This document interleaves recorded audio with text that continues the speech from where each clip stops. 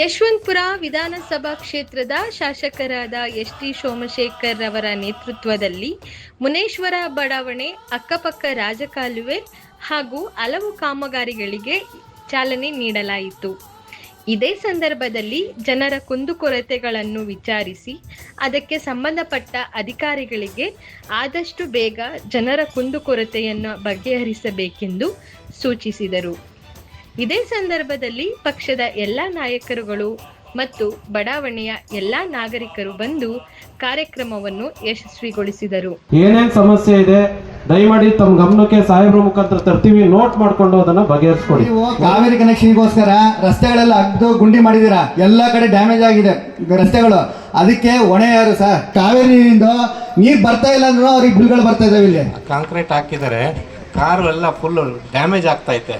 ಆಮೇಲೆ ಎದುರುಗಡೆ ಚರಂಡಿಯಿಂದ ನೀರು ಹರಿದು ಎಲ್ಲ ದೇವಸ್ಥಾನದೊಳಗೆ ಹೋಗ್ತಾ ಇದೆ. ಮನೆ ಮುಂದೆ ಒಂದು ಚೇಂಬರ್ ಸರ್ ಪ್ರಾಬ್ಲಮ್ ಇದೆ.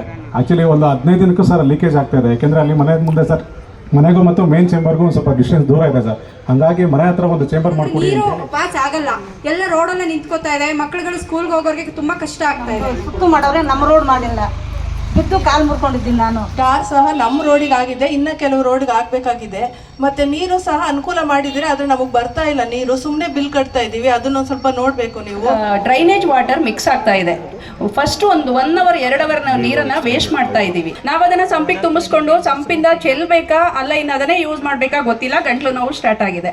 ಸೊ ದಯವಿಟ್ಟು ಆ ನೀರು ಎಲ್ಲಿ ಮಿಕ್ಸ್ ಆಗ್ತಿದೆ ಅನ್ನೋದನ್ನು ಕಂಡು ಹಿಡಿದು ಅದನ್ನೊಂದು ಸಾಲ್ವ್ ಮಾಡಿಕೊಟ್ರೆ ನಮ್ಗೆ ತುಂಬ ಧನ್ಯವಾದವನ್ನ ತಿಳಿಸ್ತೀನಿ ಸರ್. ಮಾಡಿಸ್ಕೊಡ್ತೀವಿ ಸರ್. ನಾನು ಮಾಡಿಸ್ಕೊಡ್ತೀನಿ ಅದನ್ನ. ಇನ್ನೊಂದು 2-3 ಸಪ್ಲೈಗೆ ತಮ್ಮ ಏರಿಯಾ ಈ ರೋಡ್ ಫುಲ್ಲು ನಡೀತದೆ, ಏನು ತೊಂದರೆ ಏನಿಲ್ಲ.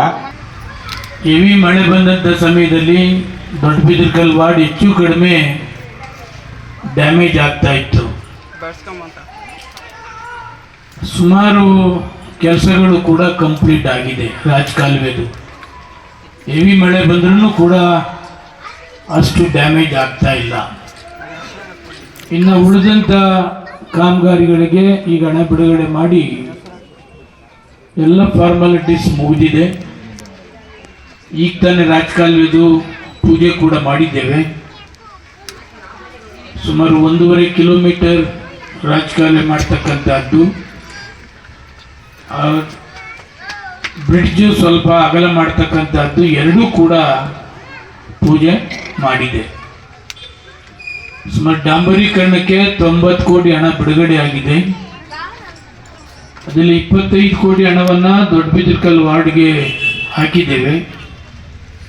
ಸೋಮವಾರದಿಂದ ಅವರು ಚಾಲನೆ ಮಾಡ್ತಾರೆ. ಸುಮಾರು 14 ಬಡಾವಣೆ ಕಂಪ್ಲೀಟ್ ಆಗ್ತದೆ. ಒಂದೊಂದೇ ಬಡಾವಣೆಯನ್ನು ಕಂಪ್ಲೀಟ್ ಮಾಡ್ತಕ್ಕಂಥದ್ದಕ್ಕೆ ಈಗ ಆಲ್ರೆಡಿ ಚಾಲನೆಯನ್ನು ಮಾಡಿದ್ದೇವೆ.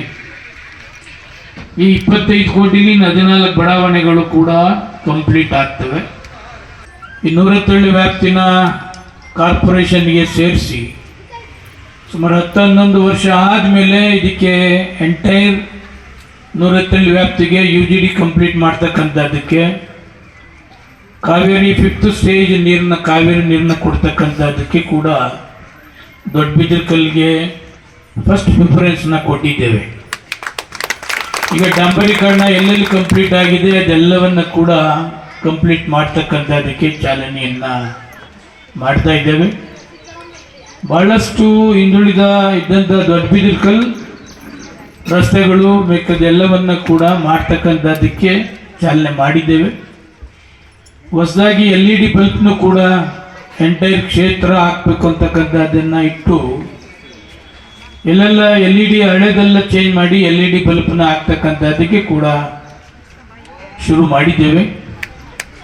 ಕಾವೇರಿ ನೀರು ವಾರಕ್ಕೆ 1 ಸಾರಿ ಕೊಡ್ತಿದ್ದಾರೆ, ವಾರಕ್ಕೆ 2 ಸಾರಿ ಕೊಡಬೇಕು ಅಂತಕ್ಕಂಥದ್ದನ್ನು ಕೂಡ ಮಾಡಿಸಿ ಈ ಭಾಗದಲ್ಲಿ ಕಾವೇರಿ ನೀರನ್ನು ವಾರಕ್ಕೆ 2 ಸಾರಿ ಕೊಡಲೇಬೇಕು.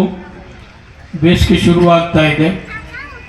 ಹೋದ ಸಾರಿ ಎಲ್ಲೆಲ್ಲಿ ನೀರನ್ನ ಟ್ಯಾಂಕರ್ ಇಟ್ಟು ಆಯಾ ಭಾಗಕ್ಕೆ ನೀರು ಕೊಡಬೇಕಾಗಿತ್ತು, ಅದೇ ಥರ ಈ ಸಾರಿನೂ ಕೂಡ ವಾಟರ್ ಟ್ಯಾಂಕರ್ನ ಅಲ್ಲಲ್ಲಿ ಇಟ್ಟು ಕಾವೇರಿ ನೀರನ್ನು ಅದಕ್ಕೆ ಫಿಲಪ್ ಮಾಡಿ ಅದರ ಮುಖಾಂತರ ಜನಗಳು ಕೊಡ್ತಕ್ಕಂಥದ್ದನ್ನು ಕೂಡ ಪ್ರಾರಂಭವನ್ನು ಮಾಡ್ತೇವೆ.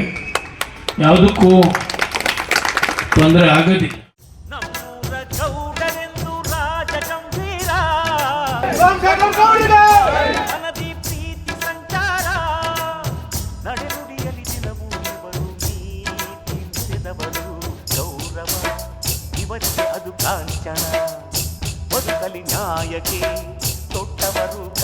ಕಾಣ